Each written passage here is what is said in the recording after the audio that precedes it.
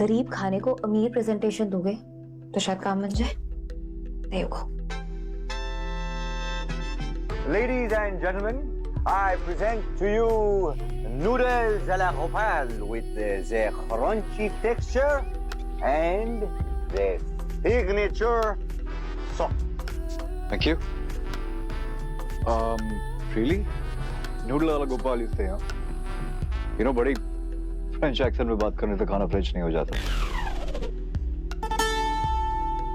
But you know what? It looks nice. I think I'll try it. Thank you. Thank you. Hello, क्या नाम है तुम्हारा? गोपाल बजाज। तुम्हारी तो कंप्लेन हो गया रहेगी बेटा, देख लेना।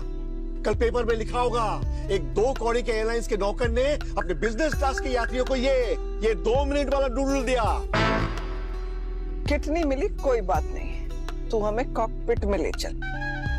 तेरे चाचा जी एयरफोर्स में थे ना, तो उन्हें अपनी यादें ताजा करनी है। चाचा जी तो एयरफोर्स में मैकेनिक थे, पायलट कब से बने? जुबान लड़ाता है? चल चंगा जी, लेट्स गो।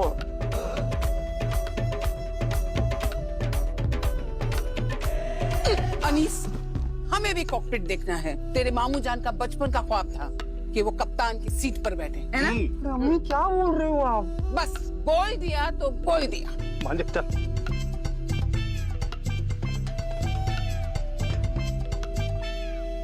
ये भेदभाव क्यों? पहले बिजनेस क्लास खाना, फिर कंबल और अब कॉकपिट का प्राइवेट टूर हमें भी मिलना चाहिए। हमने भी तो पूरे पैसे दिए हैं ना टिकट के। चलो। हेलो कैप्टन्स, एक छोटी सी रिक्वेस्ट है, क्या अनीस और मैं अपने टप्पर को कॉकपिट में लाके एक सेल्फी ले सकते हैं? नहीं। हाँ, ऑफ कोर्स। बट टची, थोड़ी देर पहले मैंने तुम्हें कॉकपिट में बुलाया था, तुम आए क्यों नहीं?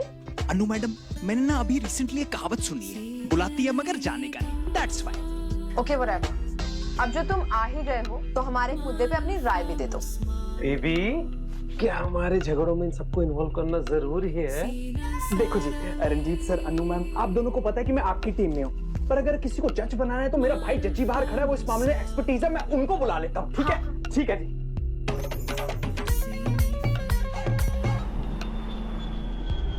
वाह, कितना बढ़िया। इतना भी क्या ही खास है इस कॉकपिट में? चुप कर रहे।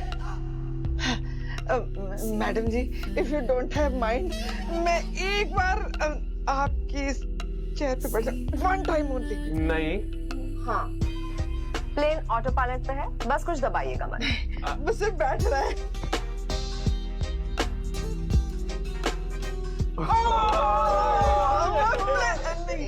नहीं। आराम। कप्तान साहब जी, क्या मैं भी इस सीट पर बैठ सकती हूँ? नहीं। हाँ जरूर आंटी, आइए। सब देख रहा हूँ मम्मी, मामू जान के बचपन के ख्वाब पे बिल फाड़ के खुद बैठ गए आप सीट पे, सब देख रहा हूँ। आंटी जी, आपके बेडरूम में एसी के रिमोट पे किसका हक है? बेटा, हमारे घर में तो एसी ही नहीं है। लेकिन हमारे घर में तो है 2 टन का स्प्लिट एसी है, और उसका कंट्रोल भी मेरे ही हाथों में है। सुना? दूसरा सवाल, अगर आपके मिस्टर सामने वाली को ताड़े तो आप क्या करेंगी? एक बार है ना, अनीस के अब्बू को ना मोतियाबिंद हो गया था। उन दिनों वो अक्सर औरतों को घूरा करते थे, यूं करके। मगर वो जानबूझकर नहीं, है आंखों में प्रॉब्लम था ना।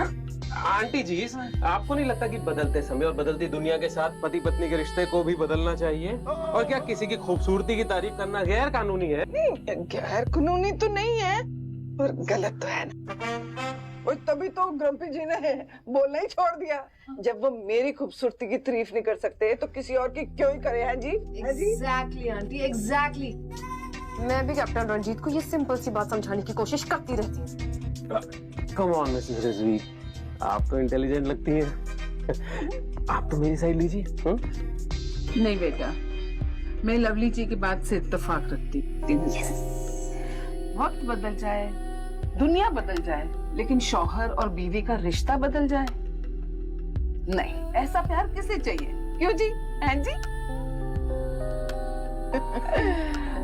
पता है, अनीस के अब्बू ना माशाल्लाह इतने खूबसूरत थे, इतने हैंडसम थे, बिल्कुल अमजद खान के जैसे। अम्मी। लेकिन उनके लिए उनकी नफीसा से बढ़कर कोई भी नहीं। हाय। मगर एक दिन वो अचानक गायब हो गए, बस यादें छोड़ गए।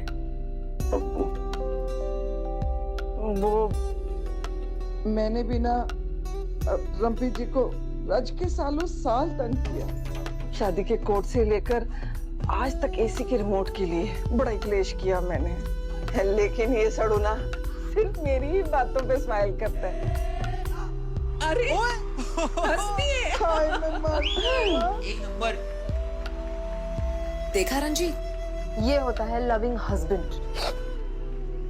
गाइस, इसी बात पे ना एक फोटो हो जाए। रिजवीज, चटवाल एंड द अरोड़ास। एवरीवन से नविसा जी आ रही है ना फोटो में? हाँ जी, एवरीवन से लस्सी।